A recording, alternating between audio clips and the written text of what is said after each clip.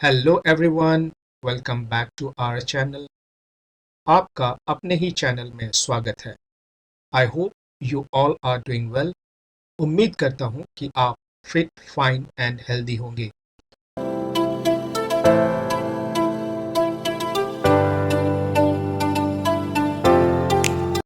In this video, we will try to understand the concept of nation state. इस video में हम nation state के concept को समझने की कोशिश करेंगे। दो वर्ड्स नेशन और स्टेट को मिलाकर बनता है नेशन स्टेट। इन दोनों वर्ड्स नेशन और स्टेट को हम अक्सर एक जैसा ही समझते हैं, लेकिन इन दोनों वर्ड्स का मीनिंग डिफरेंट है। आज जो भी मॉडर्न स्टेट्स हैं या कंट्रीज हैं, उनको हम नेशन स्टेट्स कहते हैं। तो सवाल यह पैदा होता है कि नेशन स्टेट से पहले क्या था? तो जवाब यह है कि नेशन स्टेट से पहले सिटी स्टेट्स हुआ करते थे। इस मैप को देखिए, यह अर्ली 14th सेंचुरी का यूरोप का मैप है।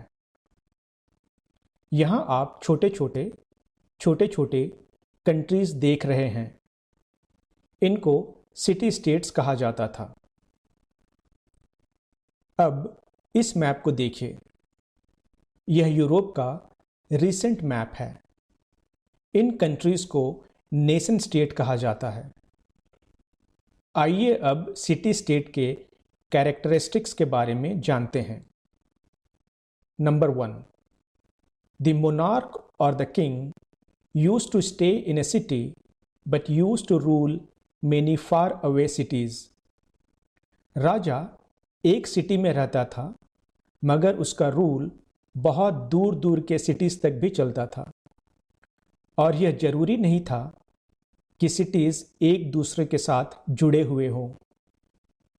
ऐसा भी होता था कि एक राजा का एक सिटी यहाँ हो, फिर बीच में किसी दूसरे राजा के 4-5 सिटीज हों, फिर पहले राजा का एक और सिटी हो। पॉइंट नंबर 2, हिज डोमिनेंस में decrease overnight if one of his city is captured by other monarch और किंग। राजा का साम्राज्य रातों रात बढ़ जाता था या घट भी जाता था। मान लीजिए कि रात को सारे लोग सो रहे हों और किसी राजा ने आक्रमण कर दिया और इस इलाके को जीत लिया, तो यह इलाका अब एक राजा के हाथ से निकल गया और दूसरे राजा के इलाके में जुड़ गया। Point number 3, so there was no definite territory. People belonged to different cultures and languages were ruled by one king or monarch. इसका मतलब यह है कि एक राजा का टेरिटरी फिक्स नहीं होता था और उसके साम्राज्य में different culture, different languages, different backgrounds के लोग रहते थे। अब आइए नेशन के कॉन्सेप्ट को समझते हैं।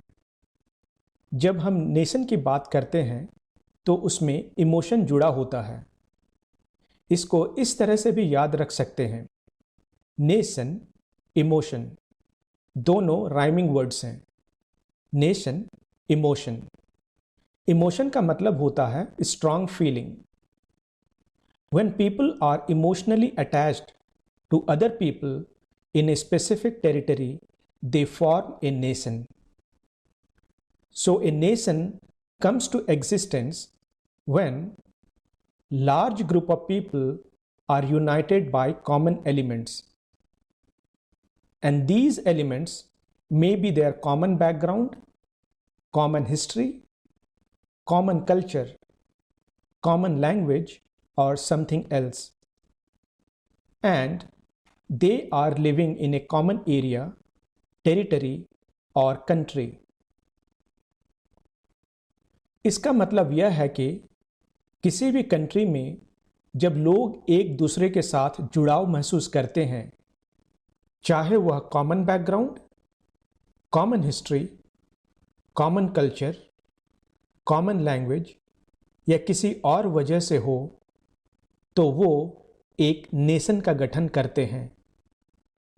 चलिए अब स्टेट को समझने की कोशिश करते हैं। स्टेट इज अ कंट्री और territory considered as an organized political community under one government। एक स्टेट के 5 फीचर्स होते हैं। पहला फीचर है बॉर्डर, एक डेफिनेट बॉर्डर यानी एक इलाका जिसकी सीमाएं स्पष्ट तरीके से रेखांकित की गई हो। दूसरा फीचर है पॉपुलेशन यानी जनसंख्या। इस डेफिनेट बॉर्डर के अंदर जो लोग रहते हैं वह परमानेंट हों और सरकार उनको इस देश का नागरिक समझती हो। तीसरा फीचर है गवर्नमेंट यानी सरकार, एक सरकार जो पूरे देश को चलाती हो। ऐसा नहीं हो कि एक से ज़्यादा संस्थाएं यह कहे कि वह सरकार है और यह स्पष्टता नहीं रहे कि कौन असल में सरकार है। चौथा फीचर है सॉवरेंटी यानी संप्रभुता।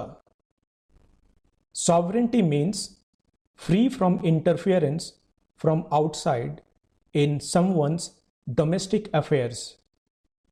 मतलब यह है कि देश के अंदरूनी मामले में किसी और देश का हस्तक्षेप ना हो। पांचवा फीचर है रिकॉग्नाइज्ड। मतलब यह कि इस कंट्री को दूसरे कंट्रीज एक कंट्री मानती हो। अभी यूनाइटेड नेशंस जैसे ऑर्गेनाइजेशंस हैं जो अगर रिकॉग्नाइज करे तो वह एक स्टेट माना जाएगा। तो एक स्टेट होने के लिए यह 5 फीचर्स होने जरूरी हैं। हमने सिटी स्टेट क्या है उसके बारे में जाना, हमने नेशन क्या है उसके बारे में जाना और हमने स्टेट क्या है उसके बारे में भी जाना है। अब आइए समझते हैं नेशन स्टेट को कि नेशन स्टेट क्या होता है। So what is a nation state?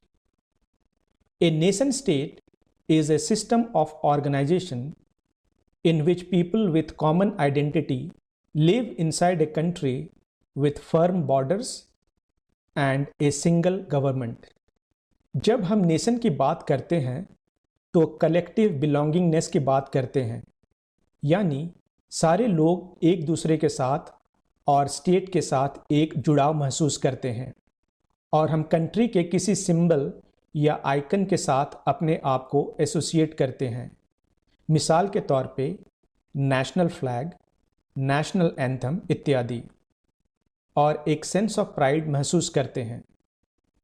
जब हम किसी एक ग्रुप के साथ जुड़े होते हैं और इमोशनली उस ग्रुप के साथ एक जुड़ाव महसूस करते हैं तो उसको फ्रेटर्निटी भी कहा जाता है। इस पिक्चर को देखिए, यहाँ हर कोई अपने देश को चीयर अप और सपोर्ट करने आया है, चाहे वह किसी भी धर्म का हो या किसी भी वर्ग का। इसे ही फ्रेटर्निटी या सेंस ऑफ बिलोंगिंगनेस कहते हैं। जहाँ एक तरफ नेशन है जो लोगों के इमोशन के साथ जुड़ा हुआ है, वहीं दूसरी तरफ स्टेट है जो अपने 5 features border, population, government, sovereignty और रिकॉग्निशन की वजह से आइडेंटिफाई किया जाता है।